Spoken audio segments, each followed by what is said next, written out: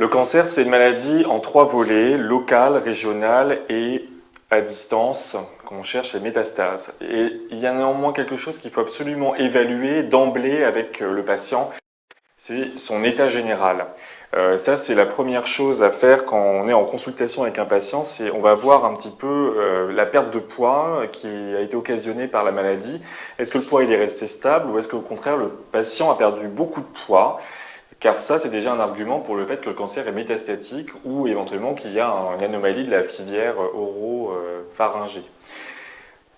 Le deuxième point, c'est regarder le performance status du patient qui est un reflet de son activité quotidienne qui permet déjà de savoir si le patient est très fatigué par cette maladie ou au contraire s'il a une bonne tolérance, ce qui nous guide dans les traitements puisqu'un patient qui est très fatigué au moment du diagnostic, c'est déjà un patient pour lequel on va avoir du mal à faire des traitements de façon prolongée. Alors après avoir évalué finalement l'état général du patient, il faut aussi savoir sur quel terrain on est.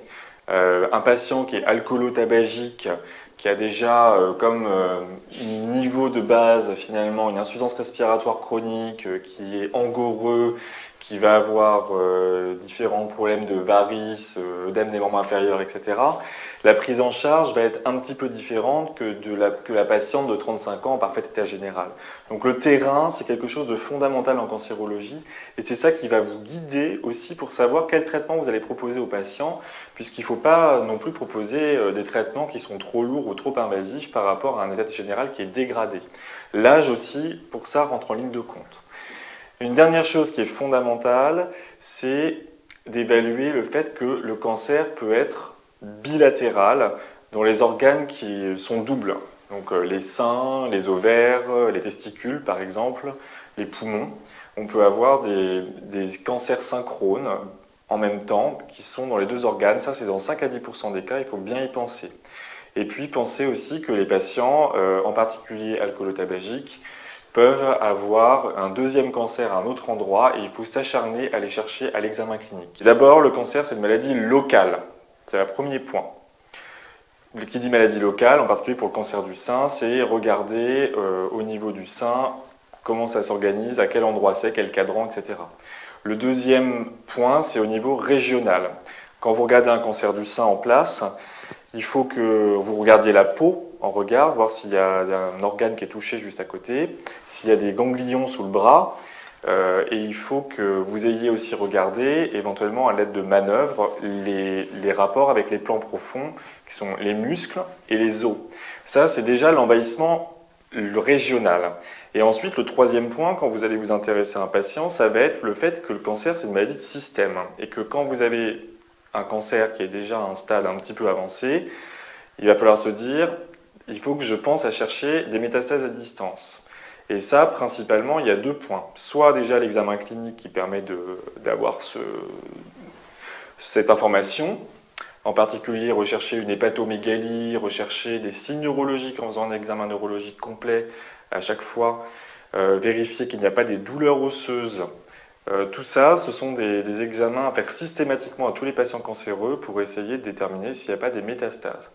Le deuxième point pour la maladie de système, c'est vérifier que les patients n'ont pas un syndrome paranéoplasique, qui peut être des signes d'hypercalcémie qu'on peut avoir cliniquement, une hypertension, une confusion, ce genre d'éléments qui permettent déjà de savoir si le patient est à un stade localisé, régional ou un stade métastatique. Après cette évaluation clinique du patient qui est suspect d'avoir un cancer, il faut se demander quel bilan va être réalisé pour réussir à faire ce diagnostic. Le cancer, son diagnostic positif, il y a un seul examen qu'il faut faire, c'est une biopsie avec une anatomopathologie qui permettent d'avoir un diagnostic de certitude. S'il n'y a quasiment pas de cancer pour lequel on peut se permettre de ne pas faire de biopsie, parce qu'on ne peut pas annoncer à quelqu'un qu'il a un cancer s'il n'y a pas eu de biopsie de fait. La biopsie est l'examen fondamental, mais il ne faut pas perdre de vue que les patients peuvent avoir autre chose qu'un cancer. Il n'est pas rare que quand il y ait des micronodules pulmonaires à une radio, plutôt que d'évoquer un cancer du poumon, on peut aussi se retrouver face à une sarcoïdose ou face à une tuberculose. Et il faut bien penser que le patient a peut-être une autre maladie que le cancer, et il faut vraiment penser à l'éliminer. En cas de forte suspicion de cancer ou de biopsie positive, on peut d'emblée demander ce qu'on appelle un bilan d'extension, c'est-à-dire un bilan des complications et éventuellement des métastases à distance de ce cancer. Ce bilan d'extension, il est en plusieurs points. Déjà, il faut avoir fait un bilan d'extension clinique. C'est ce que la recherche locale, régionale, en particulier des ganglions, un foie qui peut être multinodulaire, des douleurs osseuses et un examen neurologique complet. Et ensuite, il faut se demander quels sont les examens biologiques qu'on va pouvoir demander. Et en particulier, les choses fondamentales à demander, c'est la calcémie dans tous les cas et l'albumine pour évaluer eh bien, la calcémie corrigée, pour vérifier qu'il n'y a pas déjà une hypercalcémie maligne, et l'état nutritionnel du patient. Sur le plan de la biologie, les autres examens qu'il va falloir demander systématiquement, c'est un bilan un peu général, et en particulier préopératoire ou pré-transfusionnel. Donc on demande deux groupes Rhésus-RAI systématiquement, puisqu'un patient qui a un cancer va potentiellement être transfusé. Et il faut demander un peu un bilan ionique, urée, créate, bilan hépatique pour voir un petit peu l'état général du patient avant de décider des traitements qu'on va pouvoir lui administrer. Ensuite, éventuellement, il faut se demander s'il y a des adénopathies suspectes, de compléter éventuellement par une autre anapathe ou une cytologie pour essayer d'argumenter quand on ne sait pas si le cancer est déjà à un stade localement avancé ou pas. C'est-à-dire qu'on peut demander une deuxième anapathe, en particulier c'est souvent des ganglions au niveau cervicaux pour savoir où on en est. Le troisième examen qu'il faut demander quand on fait un bilan d'extension, ce sont les examens radiologiques. La radiologie, ça va être en général, en 2010, un scanner thoraco-abdominopelvien avec une injection de produit de contraste. On ne peut pas passer à côté maintenant en cancérologie. Ça ne suffit pas de faire une radio de thorax et une échographie abdominale. Éventuellement, dans certaines localisations, il faut compléter par le scanner cervical et, en particulier pour le cancer du poumon, le mélanome, toujours demander à un stade métastatique ou localement avancé, un scanner cérébral. La dernière question à se poser face au patient, une fois que le bilan d'extension a été réalisé, c'est celui du bilan préthérapeutique. Le patient, il faut évaluer son terrain et savoir s'il va pouvoir supporter certains traitements. En particulier pour tout ce qui est chirurgical.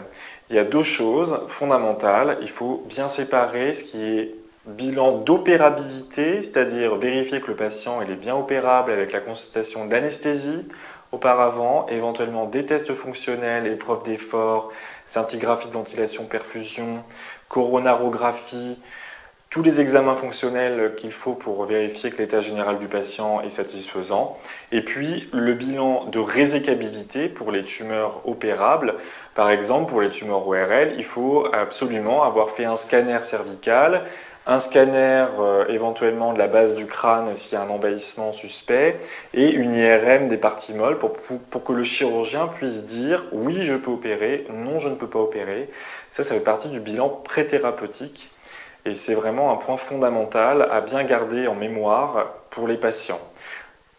Ce bilan préthérapeutique, il concerne aussi les patients qui ont éventuellement une tumeur synchrone, donc toujours s'assurer qu'il n'y a pas de cancer bilatéraux. Et pour les patients à risque, faire un bilan d'extension de tumeurs synchrones, en particulier les fibroscopies chez les alcoolotabagiques pour éliminer une tumeur œsophagienne ou une tumeur bronchique.